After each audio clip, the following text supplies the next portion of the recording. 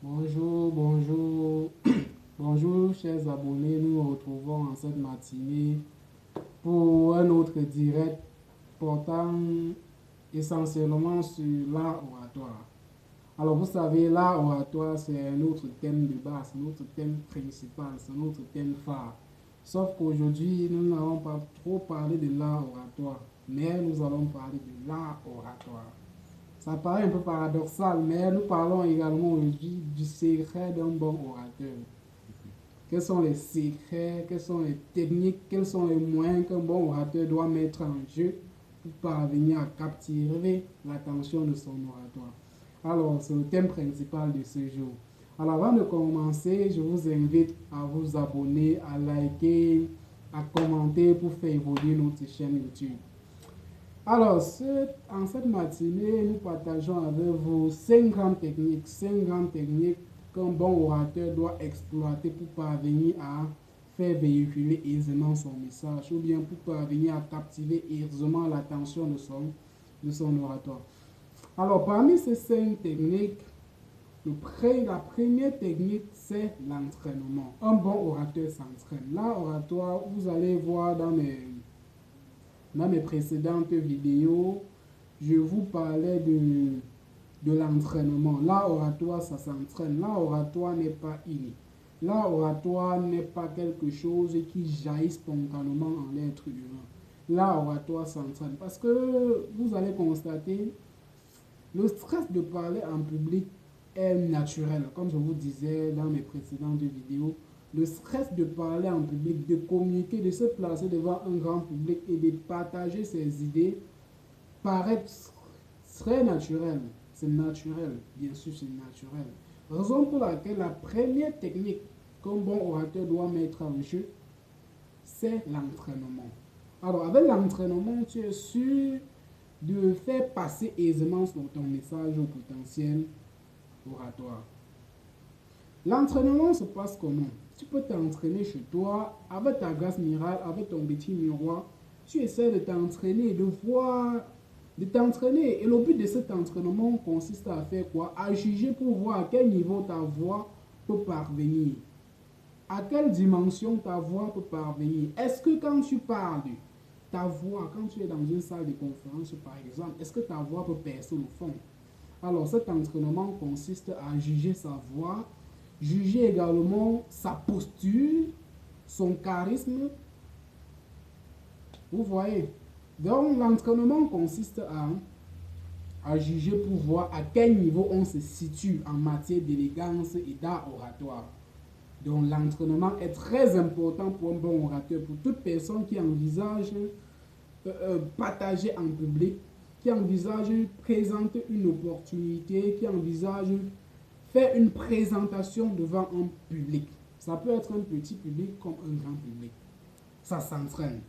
Ça s'entraîne également par un groupe de personnes. Tu peux par exemple organiser une petite réunion chez toi, en famille, pour t'entraîner. C'est vrai que la réunion a un but précis, mais toi, dans cette réunion, tu exploites aussi cet autre but qui consiste à t'entraîner. Le fait d'organiser une réunion entre 3, 4, 5 collègues te permet de juger tes potentialités en art oratoire. Donc, tu t'entraînes avec eux.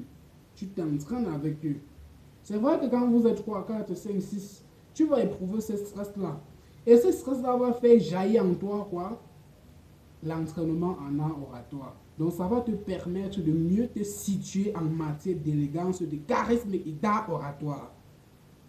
Donc l'entraînement est très important. Même chez vous, vous pouvez organiser un groupe d'enfants, vous essayez de partager avec eux, de donner un petit conseil dans des églises, dans des conférences, dans des entreprises, en famille. Vous pouvez organiser un groupe d'enfants pour les donner un conseil, pour les partager une certaine expérience. Et cette expérience-là vous permet de mieux vous maximiser, permet de maximiser vos compétences en art oratoire.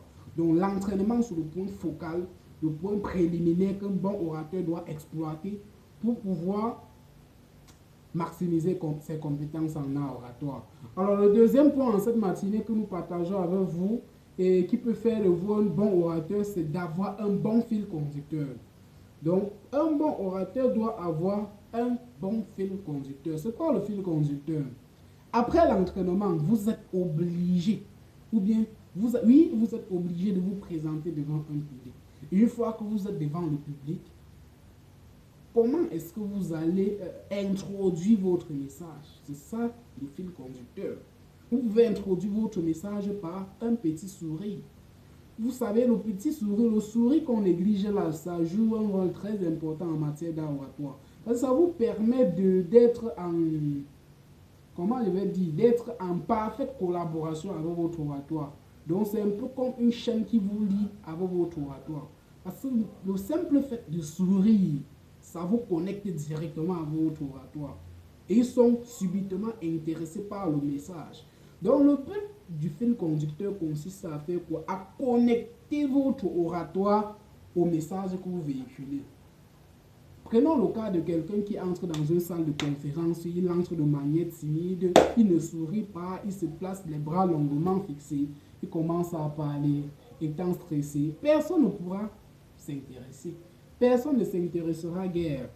Parce qu'on sent de lui un manque de confiance en soi. Il manque de confiance. Le simple fait d'entrer dans une salle de conférence et être à l'aise, partager un petit sourire, de prime abord, vous partagez un petit sourire à votre oratoire, ça vous permet de vous connecter et l'oratoire s'intéresse. Le fil conducteur peut être une petite question que vous posez à l'entame de votre présentation. Une petite question dont la réponse semble être évidente, ou bien le oui semble être évident. Vous posez une question par exemple. Vous posez une question par exemple. Vous posez une question par exemple. Une question où vous savez que tout le monde, la majorité de la salle peut répondre par oui. Posez cette question. Une question facile où vous savez que tout le monde peut répondre. Posez cette question. Ça va un peu créer de l'ambiance dans la salle. Et une fois qu'il y a de l'ambiance, directement, l'oratoire s'emballe avec votre message. Donc l'oratoire, votre oratoire commence à vous suivre au fil de bout à bout, de bout à bout, de bout à bout. Donc si vous réussissez le fil conducteur, vous avez gagné. Le fil conducteur peut être un petit geste charismatique que vous entrez et vous exploitez. Le petit geste charismatique, c'est d'entrer et rajuster peut-être sa cravate. Rajuster sa cravate, c'est un fil conducteur.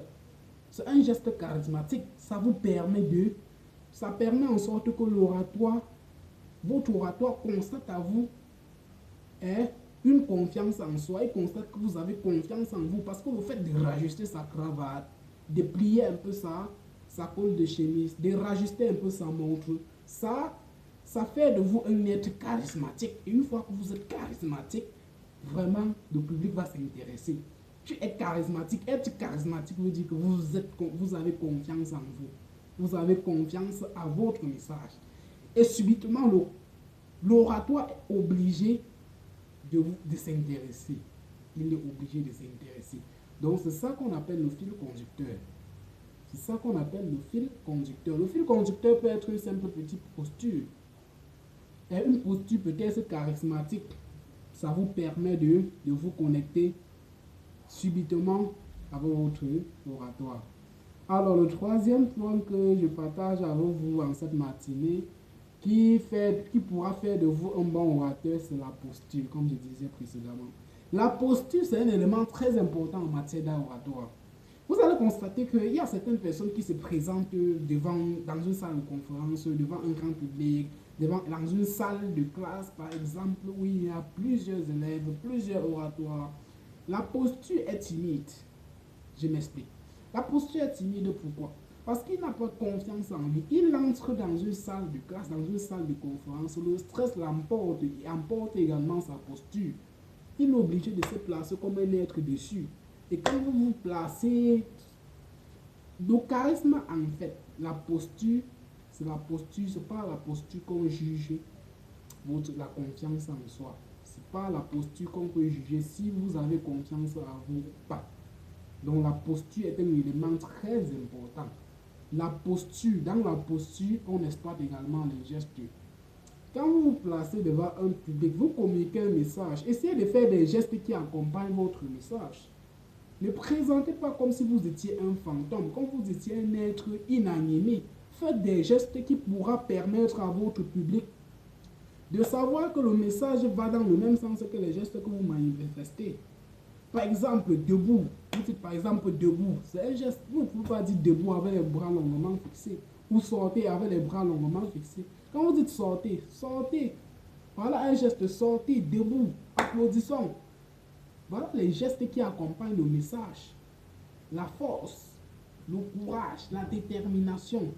Asseyez-vous. Ce sont les gestes qui accompagnent vos propos. Et ce sont ces gestes-là que vous devez exploiter. Vous ne pouvez pas dire asseyez-vous avec les bras fixés. Debout, sortons avec les bras fixés. Donc, vous voyez à quel point la posture ou bien les gestes sont très importants en matière d'art oratoire. Les gestes constituent au moins 50% en matière d'art oratoire pour la réussite de votre présentation en public. La posture. Donc, essayez d'exploiter cette technique-là et elle fera de vous un bon orateur. Alors, le quatrième point que je partage également avec vous ce matin, c'est le charisme. Le charisme même. C'est quoi le charisme? C'est quoi le charisme? Le charisme, c'est un thème qu'on exploite négativement. Mais le charisme en lui-même, c'est un thème très... C'est une notion à appréhender de la manière la plus évidente possible. Parce que sans charisme, vous ne pouvez pas parvenir à partager aisément votre message. La posture constitue du charisme. La posture constitue du charisme. Même la voix, dans la voix, on sent du charisme dans votre voix. La voix doit être recherchée. Ne parlez pas comme si vous aviez peur de quelqu'un. Ne parlez pas comme si vous hésitiez. Ne parlez pas comme si vous avez peur que quelqu'un pourra vous juger ou vous taper. Vous êtes en public, personne ne va vous tuer. Vous êtes là pour passer votre message. Et en plus, vous êtes même le modérateur de la salle.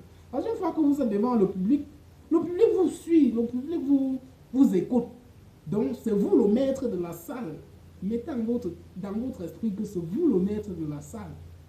Pourquoi avoir peur? Pourquoi avoir peur de partager ses idées? Pourquoi avoir peur de parler fort? Pourquoi avoir peur de parler de telle enseigne que celui qui est assis loin au fond puisse mieux comprendre? Pourquoi avoir peur? Pourquoi avoir peur? Donc le charisme et la voix peut faire en sorte que vous perdez la confiance en vous. Et le charisme quitte. Du coup, le public se désintéresse de plus en plus à votre message. Donc le charisme, essayez d'être charisme quand vous êtes devant le public. Essayez d'être charismatique, j'allais dire. Essayez d'être charismatique. Manifestez des gestes charismatiques. Véhiculez une voix charismatique. Exploitez une posture charismatique. Donc, ce sont les techniques, les 4 premières techniques dont un bon orateur doit mettre en jeu pour parvenir à, ou bien pour réussir sa présentation. La 5e technique, c'est la fin. J'ai mis ça comme ça, la fin. Je m'explique. La fin, c'est généralement la fin de votre présentation. La fin de votre présentation. Il est fort probable que vous arrivez dans une salle de conférence. Après votre conférence, vous vous rendez compte que les gens sont désintéressés. Peut-être vous avez raté ces 4 premières techniques. Les gens sont désintéressés. Maintenant, tu vas faire comment pour pouvoir remonter la pente? Après votre conférence, vous constatez peut-être que les gens n'ont pas bien saisi ce que vous dites. Ou alors les gens n'ont pas été plus intéressés à ce que vous dites. Les gens n'ont pas été intéressés. Les gens ont passé leur temps à dormir. Durant votre conférence, durant votre présentation, les gens ont passé leur temps à bavarder, à sortir, entrer, sortir. Parce que tellement vous avez raté les 4 premières étapes. C'est évident. Maintenant, vous allez faire comment pour remonter la pente? C'est la fin. Essayez de résumer, de synthétiser de la manière la plus optimisée possible pour permettre à votre oratoire ou à ceux-là qui n'ont pas pu comprendre de s'adapter, d'être en marche. C'est tout. Donc la fin, essayez juste de résumer tout votre message de bout à bout, de telle enseigne que même si c'est un petit enfant qui puisse saisir l'essentiel de ce que vous dites. Si vous avez passé votre temps à parler en désordre, il faut qu'à la fin, vous essayez d'organiser vos idées. C'est ça qu'on appelle la synthèse. Vous faites une petite synthèse, une petite organisation d'idées. Et vous passez à ceux-là qui n'ont pas pu saisir votre message tout au long de votre présentation. Donc la fin est très importante. La fin du message est très importante. Parce que c'est à la fin que vous allez comprendre, vous allez juger si certains ont compris ou pas. Donc c'est à la fin que vous êtes obligé de faire une synthétisation, de faire un récapitulatif de tout ce que vous avez eu à présenter tout au long de votre présentation.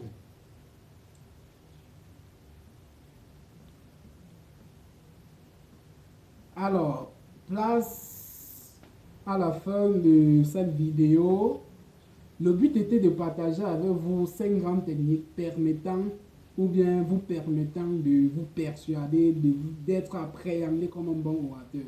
Donc ces 5 techniques vous permettraient de mieux maximiser vos compétences en matière d'oratoire. Parmi ces techniques, nous allons tout d'abord présenter l'entraînement comme la technique préliminaire qu'un bon orateur doit exploiter. Le bon fil conducteur, avoir un bon fil conducteur, avoir une posture charismatique, le charisme en lui-même et enfin la fin de votre présentation. Comment se passe la fin de votre présentation? Est-ce que le public à la fin de votre présentation est intéressé ou désintéressé? C'est à vous donc de juger et de maximiser la prochaine fois de votre présentation. Alors, je vous aime, portez-vous bien et n'oubliez pas de vous abonner, de liker, de commenter pour faire évoluer notre chaîne YouTube. Nous comptons énormément sur vous. Appuyez sur le gros pouce bleu.